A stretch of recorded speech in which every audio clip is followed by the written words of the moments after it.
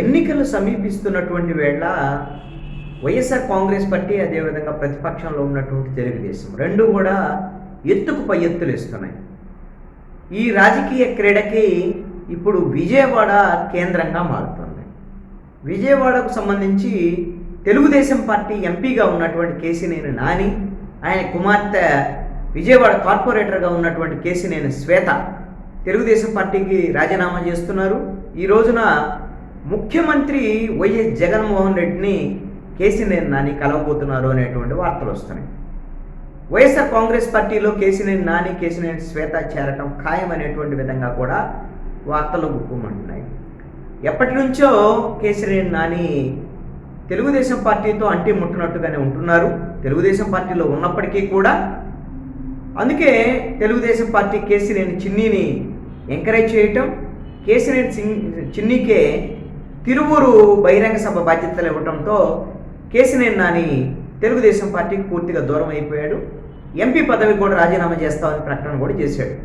Kesineni Nani office ఉన్నటువంటి తెలుగుదేశం జెండాను తీసేశాడు, తెలుగుదేశానికి సంబంధించినటువంటి గుర్తులు మొత్తం తీసేసాడు. ఒక ఎన్టీ రామారావు బొమ్మ మాత్రమే తన కార్యాలయం మీద ఉండేటట్టు చూసుకున్నారు.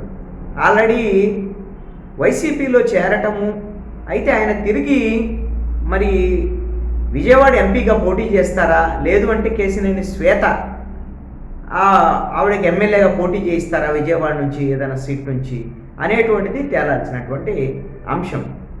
అదేవిధంగా తెలుగుదేశం పార్టీ కూడా ఇంకొక వైపున పావులు కదుపుతూనే ఉంది. వైఎస్ఆర్ కాంగ్రెస్ పార్టీకి సంబంధించినటువంటి ఎమ్మెల్యే, పెనమలూరు ఎమ్మెల్యే కొలుసు పార్థసారథి, ఆయన తెలుగుదేశం పార్టీ గలం వేసింది. తెలుగుదేశం పార్టీలో ఆయన చేరటానికి దాదాపుగా రంగం సిద్ధమైనట్టుగా సమాచారం. ఆయన తెలుగుదేశం పార్టీలో చేరి నూజివీడ్ నుంచి పోటీ చేయబోతున్నారు అనేటువంటిది వార్తలు వస్తాయి. కొలుసు పార్థసారథికి గత ఈ ప్రభుత్వంలో వైఎస్ఆర్ కాంగ్రెస్ పార్టీ ప్రభుత్వంలో 2 సార్లు కూడా మంత్రి పదవి ఇవ్వకపోవటం అనేటువంటిది ఆయనకి తీవ్రమైనటువంటి అసంతృప్తితో ఉంది. దీంతో ఆయన పార్టీకి దూరంగా కొంత కినుకు వహించి ఉన్నటువంటి నేపథ్యము. అయితే ముఖ్యమంత్రి జగన్మోహన్ రెడ్డి పిలిచి పలు సందర్భాల్లో ఆయనతో మాట్లాడారు. ఇప్పటికే మాట్లాడినటువంటి సందర్భంలో ఆయనకి పెనమలూరు సీట్లో కాకుండా విశాఖపట్నం, అదే మచిలీపట్నం ఎంపీ స్థానం నుంచి పోటీ చేయమని ముఖ్యమంత్రి జగన్మోహన్ రెడ్డి సూచించినట్టుగా ఒక సమాచారం. దానికి ఎట్టి పరిస్థితిలో కూడా కొలుసు పార్థసారథి అంగీకరించలేదనే సమాచారం. వచ్చే ప్రభుత్వంలో ఖచ్చితంగా ప్రభుత్వం వస్తుంది, నువ్వు మరి పెనమలూరు నుంచే పోటీ చేయి, మంత్రి పదవి ఇస్తాము అనేటువంటి దాని మీద కూడా ముఖ్యమంత్రి హామీ ఇచ్చిన తర్వాత కూడా పార్థసారథి వైఎస్ఆర్ కాంగ్రెస్ పార్టీలో కొనసాగడానికి అంగీకరించలేదు అనేటువంటిది మాత్రం ఇప్పుడు వస్తున్నటువంటి సమాచారం. అయితే ముఖ్యమంత్రి జగన్మోహన్ రెడ్డి పార్థసారథిని వదులుకోవడానికి సిద్ధంగా లేదు. ఎందుకు అనంటే ఇప్పుడు జరుగుతున్నటువంటి చర్చ అంతా కూడా సామాజిక పరిణామాల నేపథ్యంలో జగన్మోహన్ రెడ్డి చాలా పక్కా ప్రణాళికతో రెడ్డి సామాజిక వర్గానికి సీట్లను తగ్గించి బీసీలకు సీట్లు పెంచుతున్నాను అనేటువంటి విధంగా మొన్న ఆళ్ల రామకృష్ణారెడ్డికి ఇవ్వకుండా గంజి చిరంజీవికి సీటు ఇవ్వటం మంగళగిరి, ఆ విధంగా నేను బీసీలకు ఎక్కువ సీట్లు ఇస్తున్నాను అనేటువంటి ప్రచారాన్ని జగన్మోహన్ రెడ్డి చేస్తూ వచ్చారు. ఇప్పుడు బీసీ యాదవ్ సామాజిక వర్గానికి సంబంధించినటువంటి పార్థసారథి విజయవాడ నుంచి, అంటే రాష్ట్ర కేంద్రం నుంచి వైఎస్ఆర్ కాంగ్రెస్ పార్టీ నుంచి బయటికి వెళ్ళిపోతే తెలుగుదేశం పార్టీకి ఒక సంకేతం. అంటే బీసీలు కూడా వైఎస్ఆర్ కాంగ్రెస్ పార్టీకి దూరం అవుతున్నారు, బీసీలకు ఏమీ ఆధారం లేదు వైఎస్ఆర్ కాంగ్రెస్ పార్టీలో. కొలుసు పార్థసారథి ఇచ్చినటువంటి స్టేట్మెంట్ కూడా గతంలో పెనమలూరు ప్రజలందరూ కూడా తనని నమ్మారు, కానీ ముఖ్యమంత్రి జగన్మోహన్ రెడ్డి మాత్రం తనను నమ్మలేదు అనేటువంటి విధంగా మాట్లాడాడు. ఇది జగన్మోహన్ రెడ్డికి చాలా డ్యామేజ్ అయ్యేటువంటి అంశం.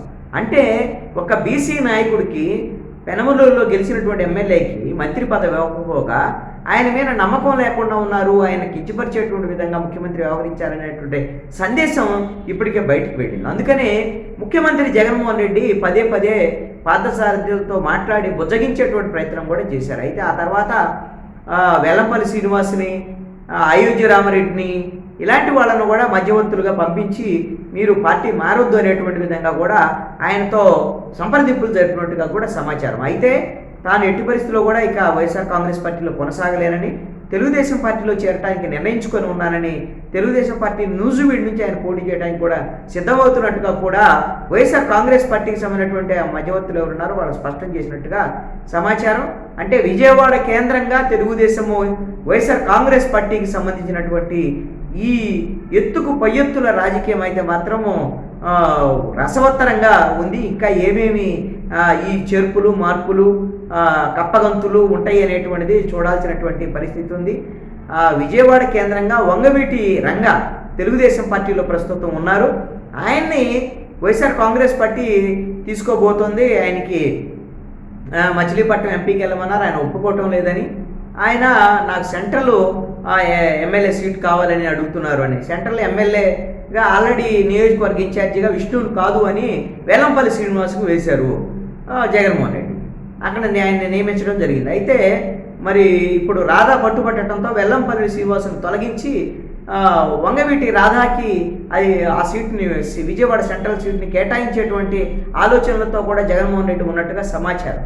ఎందుకు అనంటే రాధా వస్తే ఇప్పుడు జనసేన తెలుగుదేశం పొత్తు నేపథ్యంలో కొంత వంగవీటి రంగా కుటుంబం తమతో ఉందని చెప్పుకుంటే వైఎస్ఆర్ కాంగ్రెస్ పార్టీకి ఉపయోగమైనటువంటి ఆలోచనలో జగన్మోహన్ రెడ్డి ఉన్నారు. మరి ఎంత మేరకు ఈ రాధాకు సంబంధించినటువంటి చర్చలు ఫలిస్తాయి, ఆయన వైఎస్ఆర్ కాంగ్రెస్ పార్టీలోకి వస్తాడో చూడాలి. వంగవీటి రాధా తన సీటుతో పాటుగా విజయవాడలో ఇంకొక సీటు, అదేవిధంగా గుంటూరు ప్రకాశంలో ఒక 2 అసెంబ్లీ సీట్లు, ఈస్ట్ వెస్ట్ గోదావరి జిల్లాలో కూడా 2 అసెంబ్లీ సీట్లు తను ప్రతిపాదించినటువంటి వాళ్ళకి ఇవ్వాలనేటువంటి దాని మీద కూడా ముఖ్యమంత్రి జగన్మోహన్ రెడ్డి దగ్గర వంగవీటి రాధా ప్రతిపాదన చేసినట్టుగా ఒక ప్రచారం అయితే జరుగుతుంది. ఇవన్నీ రాజకీయాలు ఎన్నికలు సమీపిస్తున్నటువంటి వేళ ఎవరు ఏ పార్టీలోకి మారుతారు, ఎవరు ఎత్తుకు ఏ పార్టీ చిత్తవుతుంది ఏమిటి అనేటువంటిది మనం భవిష్యత్తులో చూడాల్సినటువంటి పరిస్థితి ఉంది.